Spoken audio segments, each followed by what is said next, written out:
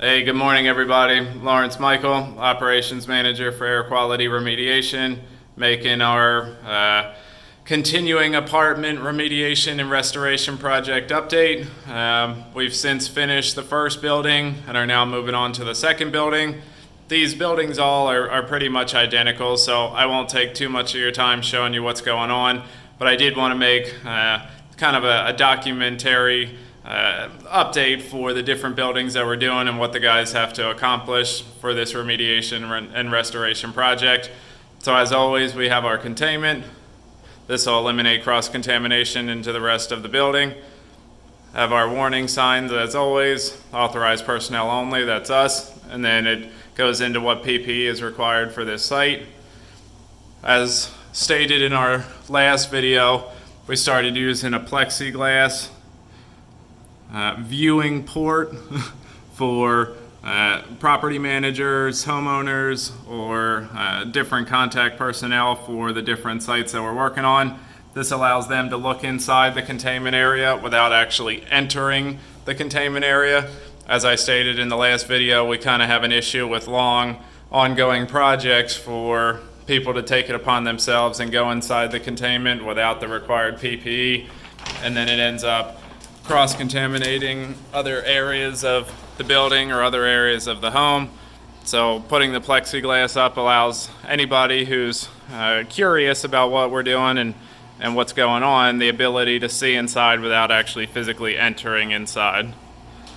So we'll start over here. We have block walls with effervescence, just like the last building. So the guys have already started the grinding process. They'll go through and grind all these block walls.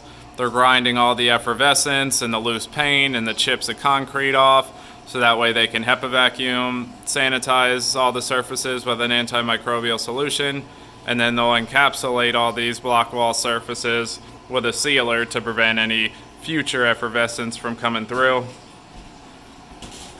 Each building has 2 dehumidifiers in it. In this building, there is one dehumidifier with an error code. This dehumidifier is working fine. It just needs to be cleaned and sanitized. You can see that the filter is pretty dirty. For example, so you can see that filter is pretty dirty. And once we clean everything up and change the filters, I'll show you in the post remediation video how good it looks. It also helps prolong the life of the unit, makes it run better, more efficient, save energy for the apartment complex. This building's identical to the rest, wherein it has different cages for everybody who lives here, all the tenants' personal belongings. So each cage that we can access will be addressed. Same thing, block walls. The guys haven't finished yet, but you can see down in the corner where this yellowing is, that's all the effervescence that needs to get grinded off and then HEPA vacuumed, sanitized, and encapsulated with a sealer. As always, we have our air scrubber. So depending on what you're doing, what your object is, will determine whether this is a HEPA vacuum, a negative air machine, an air scrubber, or a collector. They're all the same thing. They all operate under the same principles. It just depends on what you're doing with it. If you're have an air scrubber and you attach lay flat and pump that air outside, now you're creating negative air pressure. So now it's a negative air machine.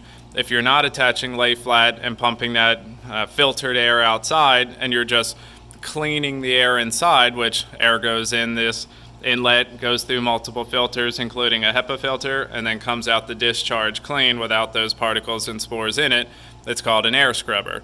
If you're using it on a duct cleaning job, now it's a collector.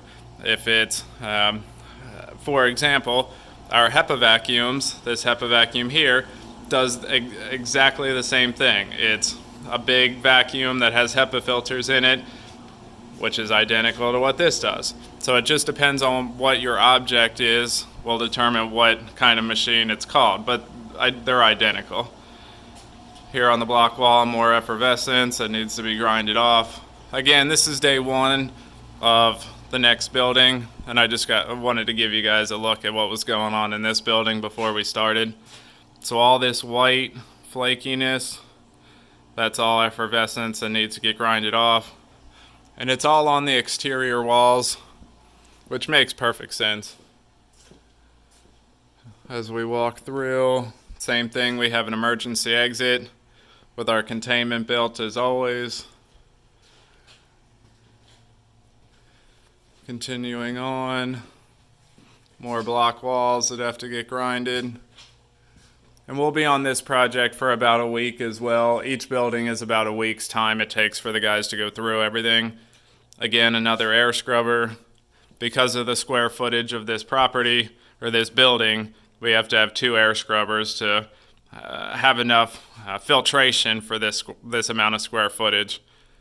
Another elevator shaft that's blocked off, again with a containment to eliminate cross-contamination. Up here we see one of the mold spots in the building. So my guess would be around this PVC pipe it's either condensating and then sweating and dripping down, or there was a leak at this PVC pipe previously. So we'll have to address that mold growth. The last building that we finished had more mold growth than it had effervescence on the block walls, so we were more focused on the mold remediation versus the effervescence restoration. Whereas this building has more effervescence restoration rather than mold remediation. So you can see the guys have started. All the grinding marks is where the guys have been. So even though there isn't a lot of mold remediation that needs to be done in this building, there is a couple spots of concern that we do need to address, but the overwhelming majority will be effervescence. So again, a perfect example where the guys haven't got to yet. This is what the effervescence looks like. This bubbling, flaking, chipping and falling off. This is all the effervescence that'll need to be grinded off, treated, and then sealed to prevent it from coming back in the future. And you can see where this has been treated in the past, but then stopped at this point. So that can be the previous contractors didn't put the sealer on thick enough. It could be that they didn't grind all the effervescence off to begin with.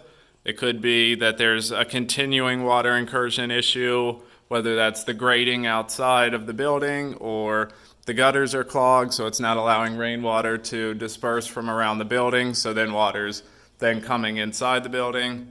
It could be a couple different issues, but we see it all the way around through all the exterior block walls.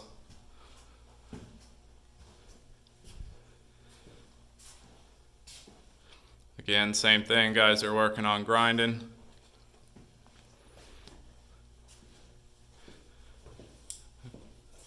And then here we see evidence of mold growth as well above this PVC pipe.